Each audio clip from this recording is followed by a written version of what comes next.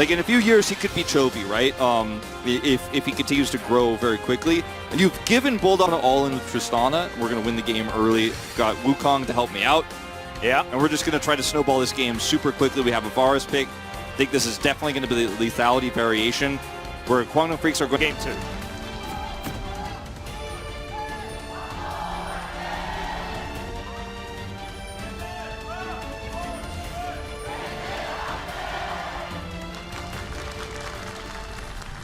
Really should help push them into the forefront. This is also, like you say, going to be the more auto-attack focused variant. Well, I thought maybe it would actually be lethality here just for double Comet, extra pressure, but they end up seeing the Karma and they're like, I don't know how much value we'll get out of that necessarily here. We'll see what he builds because we have seen lethal tempo into just the lethality. Great to see. Yeah, I think it's a lot about the lane matchups too. This is what you were talking about, picking the Sejuani early with the Wukong available. Wukong can bully with the winning bottom side, and that's exactly what Youngjae is looking to do here.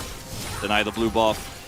And he can do it because, look at this, like BDD taking so much damage. From a pro. Explosive charge, yeah. He might all in him here in a second if BDD does not respect. He has not used his dematerializers yet. He just has to back off. How many plates does Bulldog get without Rift Herald in this game? I'd say at least 2. Well, BDD is in a lot of trouble. Cuz is moving on in, but the flash does come out. There's the rocket jump, and he gets Goomba stomped! It's not Bulldog, it's Mario! Yeah, he just doesn't respect it, Atlas. I was like, I could see it. Well, Bulldog is just destroying this turret as, yeah, rocket jump. Sidesteps the stun there. Yeah. Clean. And it's been 713 days since Chovy played this when he was on Humble Life into an Azir. So, yeah, a couple of years ago was the last time we saw this Tristana, some of the dark technology utilized by Chovy when he was on that team. It was very popular in the LEC in 2021 and a little bit in 2022, but never really took off in Korea. Yeah, this is... How are you supposed to play this lane? This is why you... The Kassadin has a specific place right now in our drafts. It's in the second ban phase because you don't pick him early well, because there's too many options, and then you don't pick him after the second ban phase because he gets banned. But we saw what happened yesterday, right? And the Yone is considered a decent matchup into it, and we saw that not necessarily work out. We saw the Yone banned, but I'm like, why not just ban Tristana? She seems way better as Lehens is going to come on over. There's the interruption as Bulldog may have to flash this time. He does so, but Permafrost is built up and BDD will get some revenge. So maybe that's why the Tristana isn't picked up, because 3 versus 1, she's just not good enough. It's the Kassadin build that was always the Kassadin build, and then they took out his item, so they took out Kassadin, and they put back in his item, and they put back in Kassadin. You know, in advertising, usually the thing that you use is like, so much versatility, so many ways to play, so many different ways you can do this. Like, build your own sandwich. With Kassadin, like, you don't want any of that. There's one way to play, and it's busted. Yeah. There's one way, and you're going to do it, and you're probably going to win if you don't lose really early. And if you don't do it, you're going to be like, why is this champion even in the game? It just doesn't do anything. I don't understand. Well, the 2 plates we were talking about at minimum, we're already kind of cresting the 3rd here potentially. Yeah, that was my estimate. So at 7 minutes into the game, halfway to plates falling down, he's already almost got there as rocket jump comes through. Bulldog is very comfortably able to make it back to his tower. Yeah, the silence just doesn't last very long. Bulldog can easily rocket jump away as long as he's winning. So. Yep. And Tristana also scales exceptionally well. Yeah. It's another reason why it's considered a decent pick into the Kassadin, because if you get to level 18, you have like a billion range, and you can do a heck of a lot of damage from relative safety. As there is the front flip utilized by Bulldog to get himself out of there. Just respecting the range of Cuz's ultimate here at level 6 very well. Just goes down through the river instead of going back to the mid lane. Comes over here, catches the next wave. It's just like, if you're going to hang around, Cuz, you're just wasting your time. Yep. One of the really cool things about picking Tristana Varus in this situation is you've got the classic possible, so I can activate the Permafrost. We're going to check out Bulldog getting closed in on by everyone. Yeah. Like Lehens flashing in the way to make sure that they get the snare. You know, we could, if we wanted to get really technical, if he saves his flash, it's a better scenario, but was hoping he'd get out there. Really nice play from Lehens, though, with the roam There's that third plate as Bulldog once again. Noon comes down here just a little bit too late to try to catch, stun him up with a grenade or anything like that. So pretty huge to have the Varus flashless here before this next objective fight will be the Mountain Soul, or Mountain Drake, excuse me. It's a lot of money you certainly have as KT, but this is normal, right? This is exactly how this is supposed to go. And I don't think by any means the deficit here for KT is not recoverable. Like, this is about average, I'd say, with this kind of draft, with how well built Bulldog is executed. Hextech Soul. Double static nasty. Shiv on these massively attack speed heavy carries is a very frightening prospect. I mean, Dudu as well. Technically Wukong as well as Jun's flashing. KT looking for opportunities, and this is what the space was talking about, right? KT not really finding any avenues into this game, into the last game, and then sort of gave up even trying to look for it. And we can't see that happen from KT again as Bulldog's going in. He's looking for the hands right now, just ignoring BDD because he can. Buster shot was weird, but that was because of the heal. Well, that's a whole turret. Meaning that the calculation wasn't going to work. And yeah, Rift Herald's going to go down. So my estimation of 3 plates was actually 5. Well, I think shame on me, I guess. Well, I mean, I think you were still correct in how we got him in the early game, right? Oh, that's true. Unassisted. Is Young Jay going to have to worry? Trickster gets himself over as Cuz is flashing. There's the flash, but he still gets hit. Oh, the heal's too good, though. And now Young Jay's going to get the double knockups. Bulldog is looking for even more. The resets are coming in. And Lehens doesn't have heal this time. Press the attack is stacked. And now Aiming is going to try and answer this. Bulldog's pretty strong, though, so he's going to have to run. Not enough ricochets here, as now he might be able to close in. Not sure about that one there, Bulldog. 100%. Let's watch this one more time here. Look at Lehens' health bar. It's super low, and they decide, okay, we're going to go into Young Jay. And he unfortunately gets healed up. And look at the trade back damage here. BDD is made of whatever is like lighter and like wimpier than paper in this game. He just explodes. He's like a dried leaf in the wind. And he dies instantly, and then Bulldog overextends here for this one. Keen's coming down, so Jax gets some pressure top side, but... Oh, no, okay, so he didn't have the time. It's not going to last long enough, as Bulldog's looking for another turret. So how many plates is that? Look at Taeyun in the mid lane, pushing an inner turret during this as well. Like, this is a huge win. 3 people, a little bit of pressure on this top turret, but they can't take the whole thing down. And so this is still a huge win for Quantum Freaks on both sides of the map, or all 3 really lanes. Yeah, all 3 sides of the triangle map, Wolf. Yeah. As going back to this scenario here, definitely a big overextension. And KT, why fight against the strongest point of the game for your opponent while you're at your weakest state? To stop Drake stacking is the answer. That's why. Unlike, unfortunately, just it's not do right. what you did in game 1. Yeah, it's not the right call here.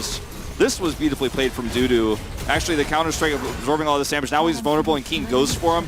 He dodges this one, and then flashes the Q3. That was so beautifully done. Unfortunately, doesn't have his leap strike to get the kill. And then he gets the collapse on, but it's still a win, because he grabs a plate. And look at the minimap, where Varus is pushing mid, and Tristana gets bottom turret. Yeah, and Tristana, I think, gets 3 plates in that point in time. So technically, it's 4 plates for a kill onto Jax, and a couple of plates, I think, afterwards.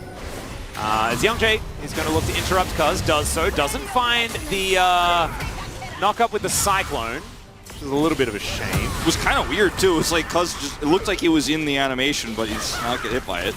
Yeah. An odd situation, one could say. Look at the control of the map. Corruption going to get down. Looks like it was about, 15-ish minutes on this Rod of Ages here for BDD. So he does have that now. It's not the worst possible time. We have seen worse. But it's going to be a while before he comes online here in this game, even with the kill he picked up earlier on. All right, Bulldog is looking for another target. The charge is going to go off, but not exactly fully stacked or anything like that, so Sante going to be fine. Look at Taeyun. Look at Varus push up to inner turret. Yeah. Again. With when is Varus that safe ever? No.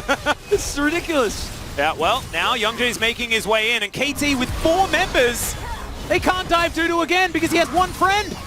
And maybe they'll turn it around because Bulldog's teleported in. He's finding free autos now, and he's shooting so fast with the rapid fire cannon. Enforced alcove gaming here for KT as Cuz is just limping away from this fight. BDD is going to die as an afterthought as the reset comes through. Bulldog grabs the pickup. He's going to let his team take care of the rest of it as he's just jumping a billion times. God, I love this player. Quantum Freaks is so good. I'm so glad Taeyun didn't steal the kill after having no part in that entire exchange, just pushing mid. AFK! He's like AFK mid! Yeah. This is Quantum Freaks. The comp is so ahead that Varus' job is just to push mid. And now we know why. Miraculously recover from this 10,000 gold lead. Look at what Jax could also do defensively in this like 4-man group up. Like, what are you hoping for? What are you trying to achieve here as KT? Trying to get money on this Kassadin, but you pushed so deep. The Buster Shot just pushed him into the alcove. It's not the alcove for gaming that you want. Bulldog's hit by like 2 auto attacks or something. Like this entire exchange, he's just taking, like just walking with everyone. He's a slinky going up the stairs. Yeah, he is, actually. A slinky going up the stairs. That's what he is. That's not how slinkies are supposed to work. That's not how they work at all. That's how it works in this comp. Oh, man. This is a very... I've now hit the point where I talked about earlier, like KT, like, oh yeah, this is about normal. You know, 2,000 gold down. It's not the end of the world. There's still a way to bounce back here if you play it right. If there's some mistakes, some extensions. Now, this is unrecoverable. Yep. This is no longer a winnable game. And Wolf, I did it. I found a game. A Challengers player who was at the Academy mid laner.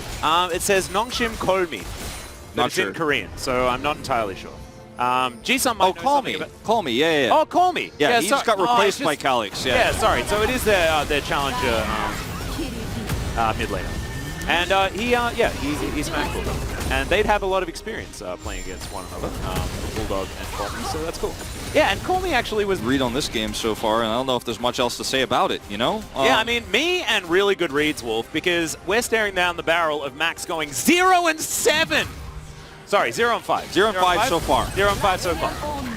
But it feels like 0-7, you know? That's how egregious my lack of being able to predict has been thus far. So the 4-1 here with game state for sure.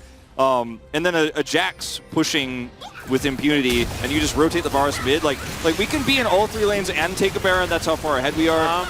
The Jax just adds so much to this comp, though. Is this the classic 20-minute Tristana Heimerdinger Baron? Yes.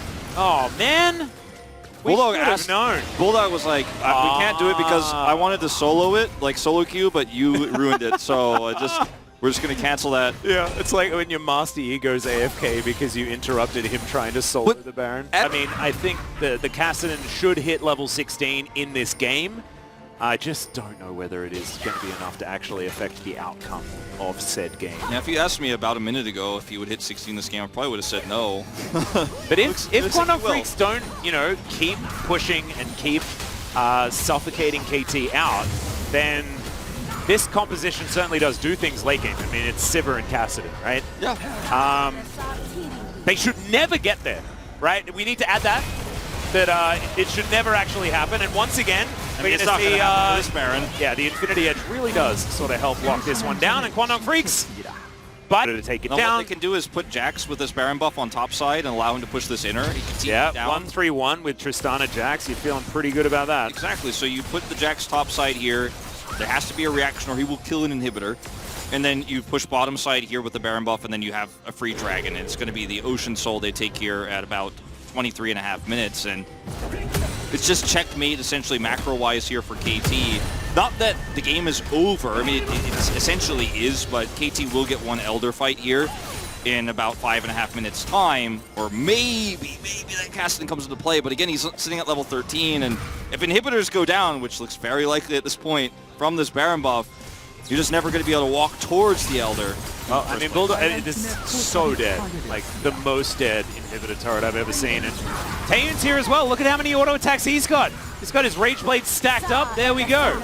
Inhibitor goes down. Bulldog can move to the next lane that he wants to obliterate. Dudu is taking care of business towards that top side, and you can't even go near the fence. Okay, just saying how excited he is to see Taeyun and Jun performing here in the LCK. Really felt like they did great things for DRX, and we've been saying this a lot as well. But his timing for the tweet, which was just before this series, I don't think could have been any better. Nope. So definitely deserved shout-out. As Inhibitor goes down in the mid lane, and the top lane should follow as well. Like, this is an absolute shellacking. And it's not even just KT messed up and they didn't, like, they messed up a draft the phase, thing right, but they messed up the draft. They went straight into whatever Quandong Freaks wanted to do, but Quandong Freaks also had an amazing idea. They had this guy in the mid lane willing to make this Tristana look completely busted in this matchup as the explosive charge is continuing to just destroy these turrets. Kane getting a decent knockback, but I mean, at this point, I think the minions are going to be too strong. Youngjae fighting against Keen, and the turrets are just falling. Taeyeon getting these autos down right into the back line goes Youngjae, but the Nexus is dead, and it's a 2-0 for Quandong Freaks.